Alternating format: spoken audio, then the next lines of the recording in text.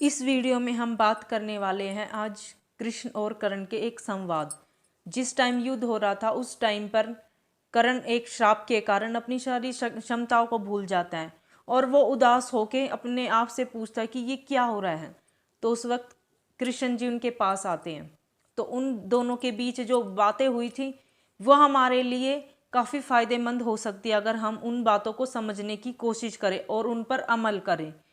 तो कृष्ण जी जाते हैं कर्ण के पास, उन्हें याद दिलाते हैं कर्ण को कि वो वक्त याद करो जब परशुराम ने तुम्हें श्राप दिया था। उन्हें याद आता है कि उन्होंने क्या श्राप दिया था कि एक वक्त ऐसा आएगा जब तुम्हें सबसे ज़्यादा तुम्हारे सामर्थ्य की जरूरत होगी, तुम वो सब भूल जाओगे। तो वो कर्ण उनसे यही पूछते हैं कि ऐसा क्यों हुआ, ऐसा श्राप उन्होंने मुझे क्यों दिया, मेरी गलती क्या है, मैंने किसी का बुरा नहीं किया, फिर मेरे साथ ऐसा क्यों हुआ। तो यहाँ पर कृष्ण जी का संवाद सुनिए। कृष्ण जी कहते हैं कि हमारे विचारों से ही हमारा भाग्य बनता है। एक ही निर्णय मनुष्य का सारा भविष्य बदल सकता है, समग्र भविष्य की दिशा बदल सकता है। जीवन भर हम जिन विचारों का अभ्यास करते रहते हैं ना, हम उन्हीं विचारों के अकॉर्डिंग काम करने लग जाते हैं, यानी कि विचारकर्ता हो जाते हैं। ऐसा कृष्ण जी कह रहे हैं। अभी तक हम सिर्फ कृष्ण जी के संवाद को लेकर चल रहे हैं और आप पॉइंट को समझने की कोशिश करना कि ये क्या बातें थी और ये हमारे जीवन पे किस तरीके से असर डाल सकती हैं। कृष्ण जी आगे कहते हैं कि जब तक विचारों में परिवर्तन नहीं आता तो हमारे भाग्य में भी परिवर्तन नहीं आता और ये परिवर्तन न आना ही मनुष्य का भाग्य बन जाता है। और जब विचारों में परिवर्तन नहीं आता तो मनुष्य क्या करता, उसी विचारों के अकॉर्डिंग निर्णय लेने लग जाता है और इसका कारण क्या होता है कि हम अपने भाग्य को बदल नहीं पाते हैं। कृष्ण जी आगे कहते हैं कि अगर दुर्योधन चाहते तो वो भी अपना भविष्य बदल सकते थे, लेकिन उन्होंने ऐसा किया नहीं, विचारों में परिवर्तन किया ही नहीं और वो मौका वो अब गवा चुके हैं। अब यहाँ पे कर्ण कहते हैं कि जो मनुष्य के विचार है ना वो कैसे बनते हैं। मनुष्य के विचार दूसरों के किए गए व्यवहार के अनुसार ही बनते हैं। कर्ण कहते हैं यहाँ पर कि जिसके साथ बचपन से ही गलत हुआ हो और इस वक्त वो समाज को अपना शत्रु मान ले तो इसमें गलती क्या है, इसमें आश्चर्य कैसा है। इस सिंहासन पर सिर्फ और सिर्फ मेरे मित्र दुर्योधन का ही अधिकार है। कृष्ण जी ने पूछा वो कैसे, क्योंकि जो अधिकार है ना वो जन्मजात होते हैं। दुर्योधन के पिता राजा हैं तो उनका ही अधिकार बनता है राजा बनने का। कृष्ण जी कहते हैं तो इसका मतलब ये हुआ जो अधिकार है वो जन्म से सिद्ध होता है, सामर्थ्य से नहीं। कर्ण मुस्कुराकर कहते हैं वासुदेव आप मुझको मेरी ही बातों में उलझा रहे हो।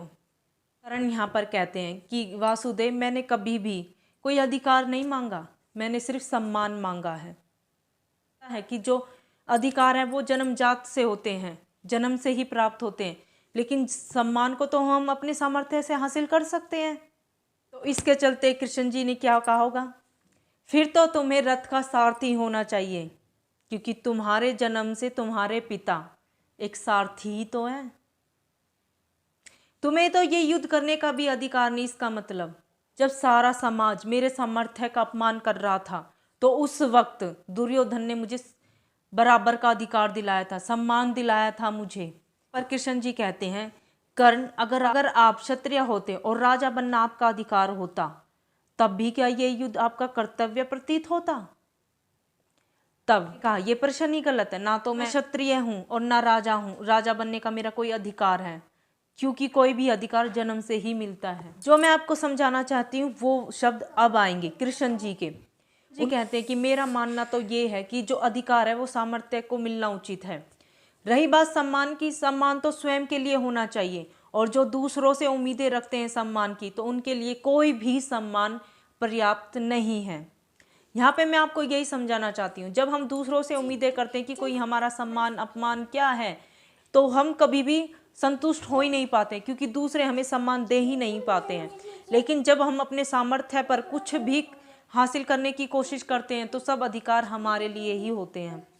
तो सिर्फ ये छोटी सी बात है कि हम ना इसमें फंसे रहते हैं, दूसरे क्या कहते हैं, दूसरे क्या करते हैं, तो हमें इसी चीज़ से बचना है।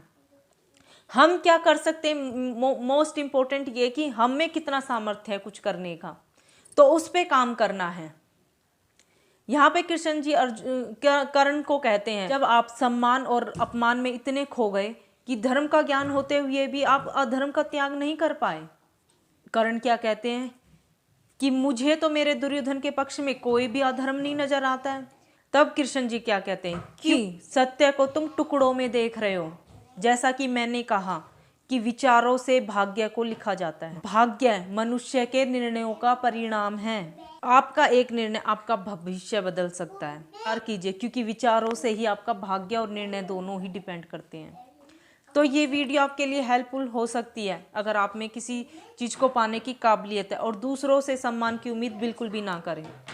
तो इस चैनल को सब्सक्राइब जरूर करें, वीडियो को शेयर और लाइक ज़रूर करें।